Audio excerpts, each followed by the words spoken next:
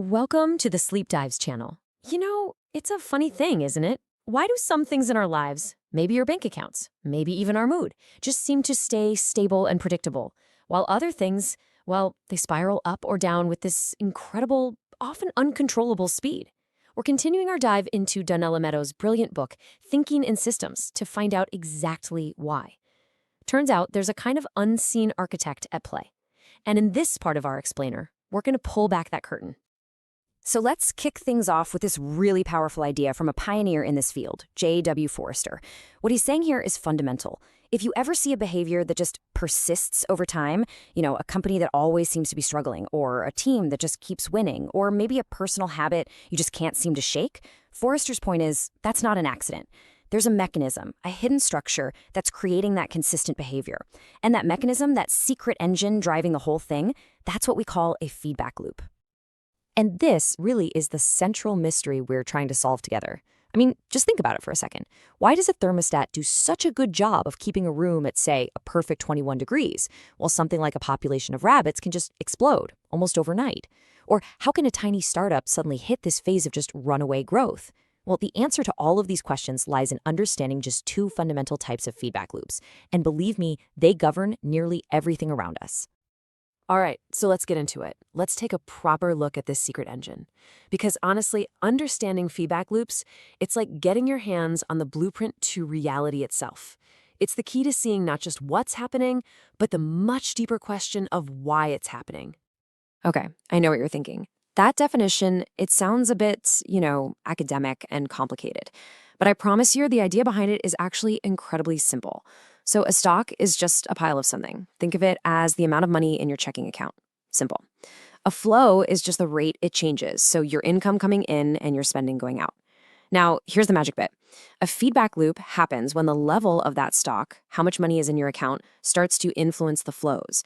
For example, if your bank balance gets too low, right, you might get a bit nervous and decide to work more hours. You're trying to increase the inflow of money. But if it gets really high, you might feel a bit more relaxed and decide to work less. See what's happening? The amount of money in the account, the stock, is feeding back information that makes you act, which changes the flow of your income, which then, of course, changes the stock again. That's it. That's a feedback loop. All right, so let's get into the first of our two types of loops.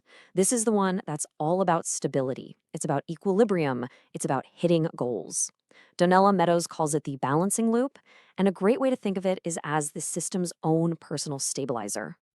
And the most elegant and simple example of this is probably sitting on your desk right now. It's a hot cup of coffee.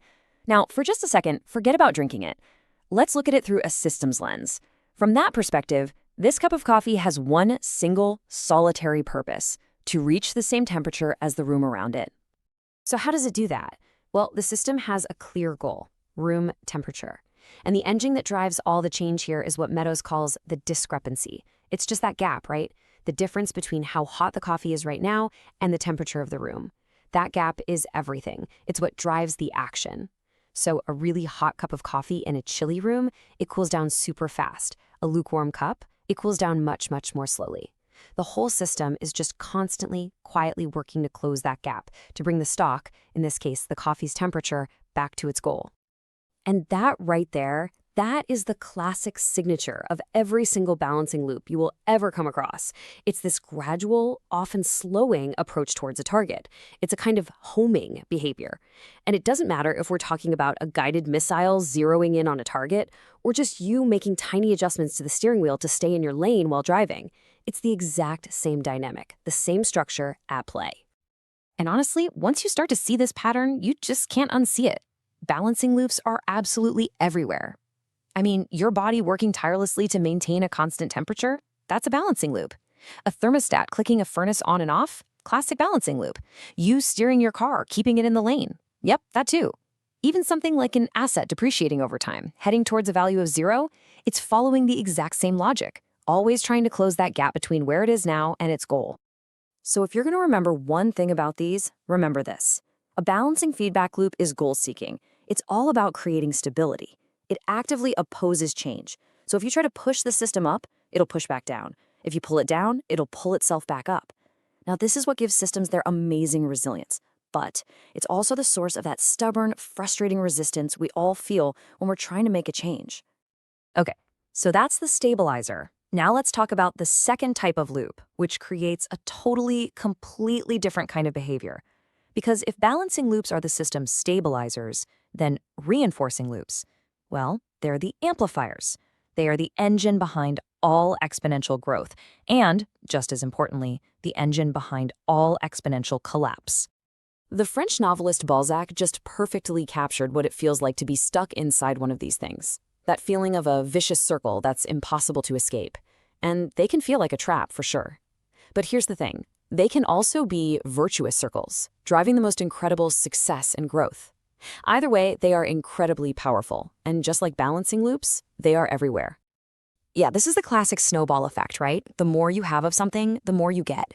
It just feeds on itself. So the more rabbits you have, the more baby rabbits they produce. The more you practice the piano, the better you get, which makes it more fun, so you practice even more. But it's crucial to remember this works in the other direction too. It can be a downward spiral. The more soil erodes away, the fewer plants can grow to hold that soil in place, which of course leads to even more erosion. This is the engine of runaway change, for better or for worse. Maybe the purest, cleanest example of this is just a simple interest-bearing bank account. Think about it. The stock, the money in the account, directly determines the inflow of interest. The more money that's in there, the more interest it generates. That interest then gets added to the total amount, which then, in the next cycle, generates even more interest. The stock is literally generating its own growth. And that is the absolute hallmark of a reinforcing loop. So, to sum it up a bit more formally, a reinforcing loop is an amplifying, self-multiplying kind of structure. And unlike its cousin, the balancing loop, which opposes change, a reinforcing loop enhances it. It takes any little push in any direction and just makes it bigger and bigger and bigger.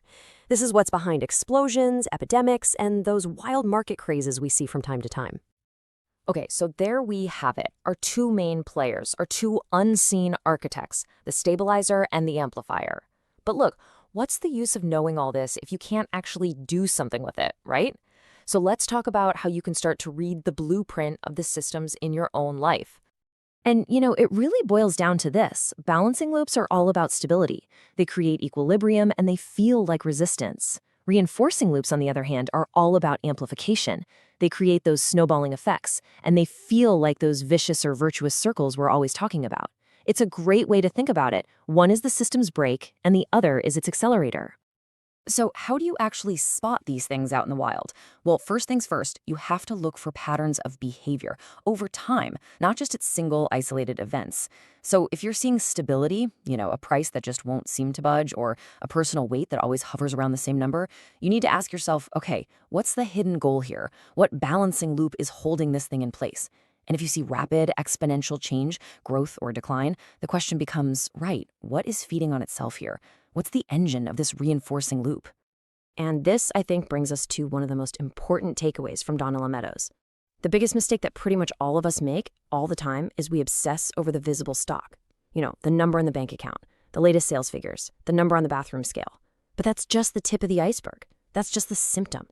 The real power, the true point of leverage for making a change, is in understanding and then altering the invisible loop structure that's actually driving the behavior just beneath the surface. So there you have it. These two really simple loops, the stabilizer and the amplifier, in all of their infinite combinations, they generate the staggering complexity of the world we see all around us.